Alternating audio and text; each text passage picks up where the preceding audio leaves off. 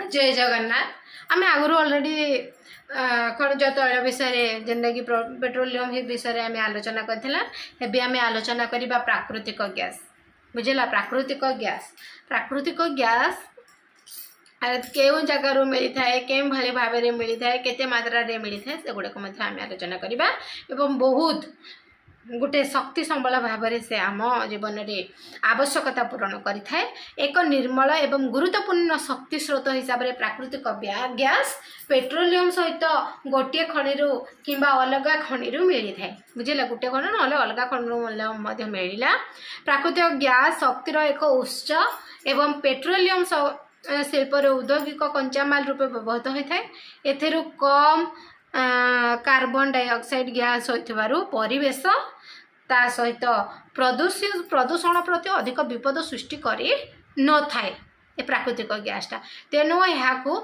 चलित शताब्दीर मुख्य इंधन कहबार यथार्थता मध्य रही जेनटा कि कृष्णा गोदावरी उपत्यकार बहुल परिमाण गैस भंडार आविष्कृत हो रही पश्चिम उपकूल काम्बे उपसागर में मिलता प्राकृतिक गैस भंडार पूर्वर मिलता बॉम्बे हाई एवं अन्य तैल क्षेत्र में परिपूरक रूपे परिगणित रहा अंडमान निकोबर द्वीपपुंज में प्राकृतिक गैस बहुल परिमाण में गच्छित है जेनटा कि 3400 के 3474 किलोमीटर बुझे 3474 किलोमीटर दैर्घ्य विशिष्ट हाजिरा बा विजयपुर बुझेला हाजिरा विजयपुर ता सहित जगदीशपुर पाइपलाइन बॉम्बे हुई एवं बासेइन तैल क्षेत्र को पश्चिम उत्तर भारतर सार एवं शक्ति एवं अन्य शिल्पांचल सह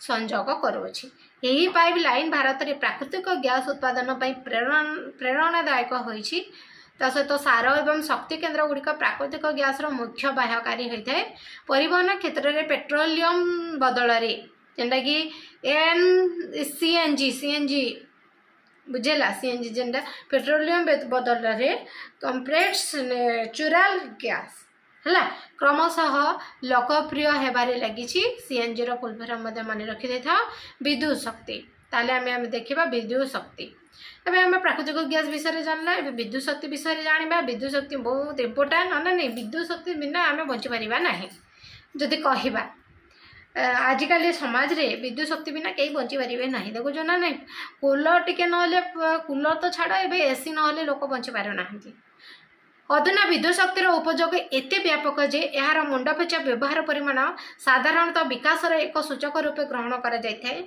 विद्युत साधारणतः दुईटी उपाय उत्पादन करा जायଥାଏ गोटे है जलर गतिज शक्ति को व्यवहार करी ता सहित टर्बाइन घुराई जल विद्युत शक्ति एवं कोयला पेट्रोलियम प्राकृतिक गैस भली इंधन को जाली टर्बाइन घुराई तापज विद्युत शक्ति उत्पादन करा जाए उभय उत्स उत्पादित विद्युत शक्ति अविकल समान होता है भारत में सर्वप्रथम पश्चिम बंगर कौन है दार्जिलिंग ठारे 1898 एक जल विद्युत शक्ति उत्पादन केन्द्र स्थापित है यहाँ तमिलनाडुर मेटूर ठारे 1999 एवं कर्णाटकर शिव समुद्रम ठारे 1902 उपस्थित स्थापित है सेपरी 1909 पंजाब झेलम नदी उपरे मोहर ठारे चतुर्थ विद्युत शक्ति केन्द्र स्थापित है यहाँ भारत स्वाधीनता पाइबा परे विभिन्न नदी उपरे जल विद्युत शक्ति केन्द्र स्थापित है जेनटा कि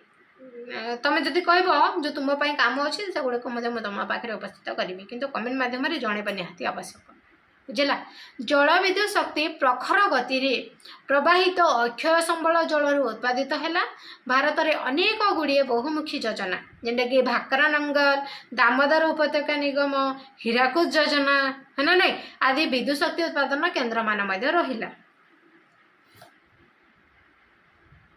ता सहित एवं आम देखा अणपारंपरिक शक्तिर उत्स ता सहित अणपारंपरिक शक्तिर उत्स किए कौ गुड़ाक जीव शक्तिर क्रम वर्धिष्णु व्यवहार जोगु देश कोयला पेट्रोलियम प्राकृतिक गैस भली जीवाश्म इंधन उपरे अधिक मात्रा निर्भरशील हो पड़ुछि तैल एवं प्राकृतिक गैस दर में क्रमागत वृद्धि एवं ନିଅଣ୍ଟ ପଡ଼ିବାର ଆଶଙ୍କା ଥିବାରୁ ଭବିଷ୍ୟତରେ ଶକ୍ତି ସମ୍ବଳର ସୁଲଭତା ନେଇ ଅନିଶ୍ଚିତତାର ସୃଷ୍ଟି ହୋଇଛି। ପରୋକ୍ଷରେ ଏହା ମଧ୍ୟ ଦେଶର ଅର୍ଥନୈତିକ ଅଗ୍ରଗତିକୁ ପ୍ରଭାବିତ କରିବ। ଆହୁରି ମଧ୍ୟ ଜୀବାଶ୍ମ ଇନ୍ଧନର ବହୁଳ ବ୍ୟବହାର ପରିବେଶ ସଂକ୍ରାନ୍ତୀୟ ଅନେକ ଉଦ୍ବେଗପୂର୍ଣ୍ଣ ସମସ୍ୟା ସୃଷ୍ଟି କରିବ। ତେଣୁ ସୌରତାପ, ପବନ, ଜୁଆର, ଜୈବ ବସ୍ତୁତ୍ୱ ଏବଂ ଆବର୍ଜନାରୁ ପ୍ରସ୍ତୁତ ଅକ୍ଷୟ ଶକ୍ତିଗୁଡ଼ିକର ବ୍ୟବହାର ଜରୁରୀ ହୋଇପଡ଼ିଛି। ଏଗୁଡ଼ିକୁ ଅଣପାରମ୍ପରିକ ଶକ୍ତି ବୋଲି କୁହାଗଲା। ସୌଭାଗ୍ୟର କଥା ଯେ ଭାରତରେ ପ୍ରଚୁର ପରିମାଣରେ ସୂର୍ଯ୍ୟତାପ, ଜଳ, ପବନ ଏବଂ ଜୈବ ବସ୍ତୁତ୍ୱ ଉପଲବ୍ଧ। ସରକାର ମଧ୍ୟ ଏସବୁ ଅକ୍ଷୟ ଶକ୍ତି ଉତ୍ସଗୁଡ଼ିକର ବ୍ୟବହାର ପାଇଁ ଯୋଜନା ପ୍ରସ୍ତୁତ କରିଛି ନା ନାହିଁ। ପରମାଣୁ ତା ସହିତ ଅଣୁଶକ୍ତି ବା ଆଣବିକ ଶକ୍ତି। ଏଣୁ ସଂରଚନାରେ ପରିବର୍ତ୍ତନ କରାଯାଇ ଅଣୁଶକ୍ତି ଉତ୍ପାଦନ କରାଯାଏ। ଯେତେବେଳେ ଏପରି ପରିବର୍ତ୍ତନ ଘଟେ ସେଥିରୁ ବହୁ ପରିମାଣରେ ଶକ୍ତି ଉତ୍ପନ୍ନ ହୁଏ ଏବଂ ସେହି ତାପ ଶକ୍ତିକୁ ବିନିଯୋଗ କରାଯାଇ ବିଦ୍ୟୁତ ଶକ୍ତି ଉତ୍ପାଦନ କରାଯାଇଥାଏ। ବୁଝିଲା। ଝାଡ଼ଖଣ୍ଡରେ ମିଳୁଥିବା ୟୁରାନିୟମ୍ ଏବଂ ରାଜସ୍ଥାନର ଆରାବଳୀ ପର୍ବତର ଶ୍ରେଣୀରେ ମିଳୁଥିବା ଥୋରିୟମ୍ ବ୍ୟବହାର କରି ପରମାଣୁ ଶକ୍ତି ଉତ୍ପନ୍ନ କରାଗଲା। କେରଳ ଉପକୂଳରେ ମିଳୁଥିବା କେରଳ ଉପକୂଳ କ'ଣ ମିଳେ କି ମୋନାଜାଇଟ୍ ବାଲିରୁ ମଧ୍ୟ ଥୋରିୟମ୍ ମିଳିଥାଏ।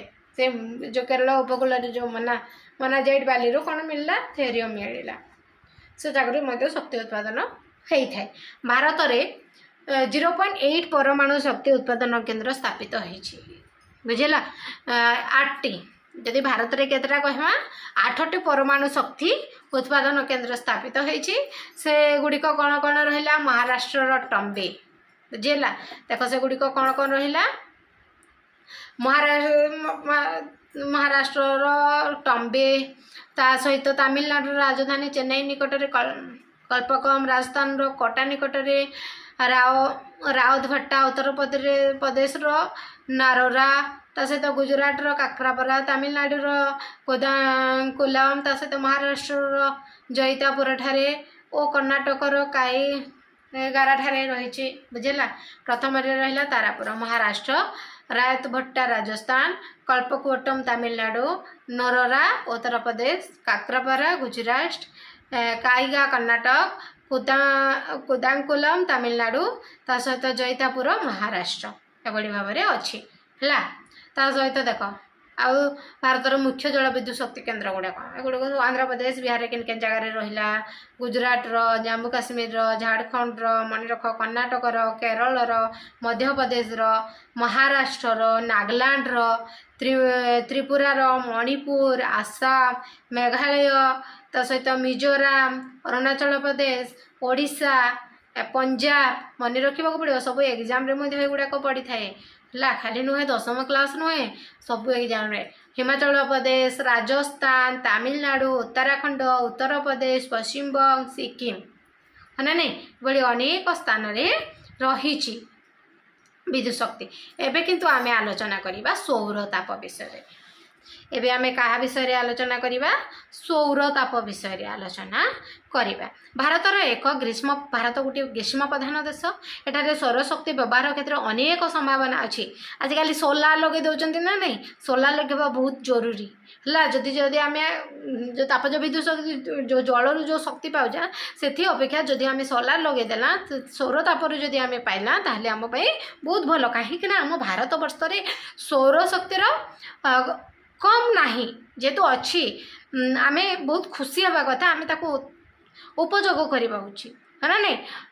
ଫଟୋ ଯଦି ତୁମେ ମାନେ ଭଲ ଭାବରେ ପାଠ ପଢ଼, ଭଲ ଭାବରେ ଜବ୍ କର ଏବଂ ଭଲ ଭାବରେ ଗୋଟେ ଭଲ ସୋଲାରଟେ ଆଣିକି ଘରେ ଲଗାଇଦେବ, ତ ସବୁକିଛି ସୋଲାର ଆମେ ମାଗଣା ସବୁ ପାଇଯିବା। ବୁଝିଲା। ଫଟୋ ଭଲ ଟାଇଟ୍, ତା ସହିତ କାରିଗରୀ କୌଶଳ ଦ୍ୱାରା ସୂର୍ଯ୍ୟ କିରଣରୁ ପ୍ରତ୍ୟକ୍ଷ ଭାବରେ ବିଜୁଳି ଶକ୍ତି ସଂଗୃହୀତ ହୋଇଥାଏ। सौरशक्ति ग्राम एवं दुर्गम स्थान मानकरे मध्य बेस जनप्रिय होइछि ता सहित रोषेई करबा पानी गरम करबा सौर लंठन फी चलैबा एवं रास्ता रे आलोक व्यवस्था आदि कार्य सौरशक्ति द्वारा संभव हो पारुछि। एही सौरशक्ति शीत दिन रे गृह को उषुम रखिबा पई मध्य व्यवहार करा जाई परिबा। आम देश में मरुभूमि अंचल सौरशक्ति विपुल उत्पादन क्षेत्र में महत्वपूर्ण भूमिका ग्रहण करते। पश्चिम बंगर सुंदरबन त्रिकोण भूमि अवस्थित सागर द्वीप एक मुख्य सौरशक्ति उत्पादन केन्द्र बुझला ना।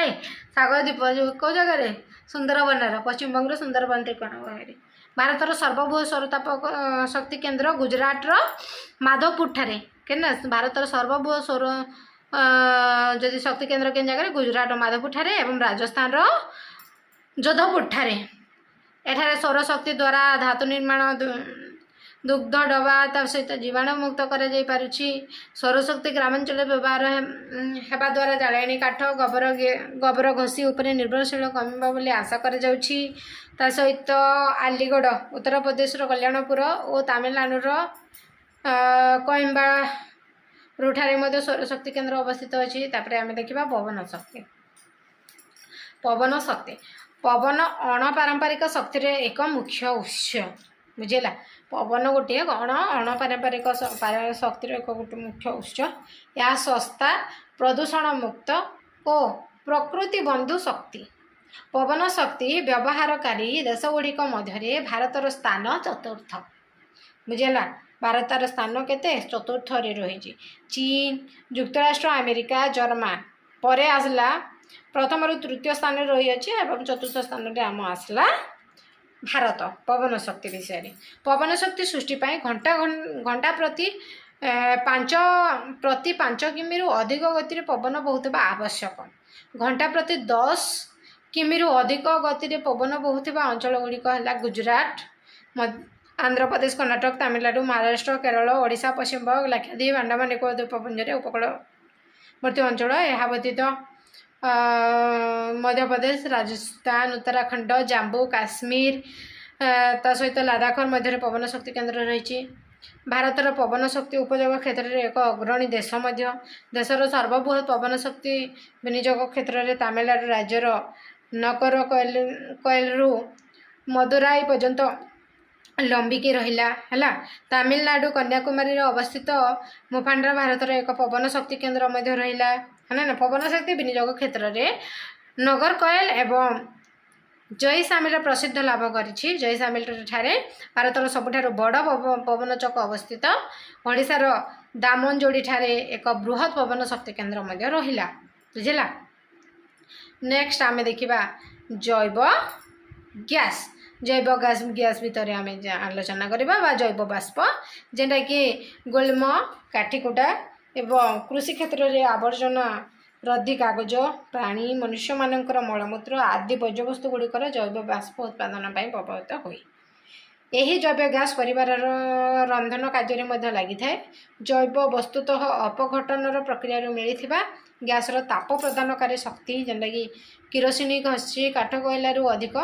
जैव गैस उत्पादन केन्द्र गुड़िकर म्युनिसिपालिटी समवाय गोष्ठी एवं व्यक्तिगत प्रचेषा प्रतिष्ठा कर गाई गोरु मानकर मलमूत्र व्यवहार करी जो जैव गैस बा जैव बाष्प उत्पादन कराए ताकू ग्रामांचल गोबर गैस प्लांट बोली कहगला। यहाँ द्वारा गैस एवं उत्कृष्ट जैविक सार पाइबा द्वारा चाषी को दुई आड़ू लाभ मिलला। जैव गैस उत्पादन एक पर्यंत गोबर सबुठू लाभप्रद व्यवहार अटे। यहाँ द्वारा जैव सारर मान वृद्धि पाए। जाळेणी काठ एवं गोबर घसी बदल में गैस व्यवहार द्वारा गछ रक्षा पाए एवं कृषि क्षेत्र जैविक सार पाई थाए। महाराष्ट्र गुजरात सर्वाधिक जैव बाष्प उत्पादन होउछि। यह व्यतीत उत्तर प्रदेश बिहार मध्य प्रदेश अधिक परिमाण में जैव बाष्प उत्पादित रहा। नेक्स्ट जुआर शक्ति तो समुद्र जुआर मध्य विद्युत शक्ति उत्पादन में व्यवहार करा जाई परिबो। जुआरिया नदी रे किंबा समुद्र मध्य बंध बांधी जुआर जल को भितर आसवाक दि जाए एवं भट्टा आरंभ होता मात्रे प्रवेश पथरे कबाट पकाइले जल आ फेरी पारे न थाए। जहाँफल भट्टा समय यह आबद्ध जल को पाइप साहाय्य टर्बाइन मध्य दे छड़ा जाए जहाँद्वारा जल विद्युत शक्ति उत्पादन हुए। जुआर समय एपरी करा जाई पारे। ବୁଝିଲା।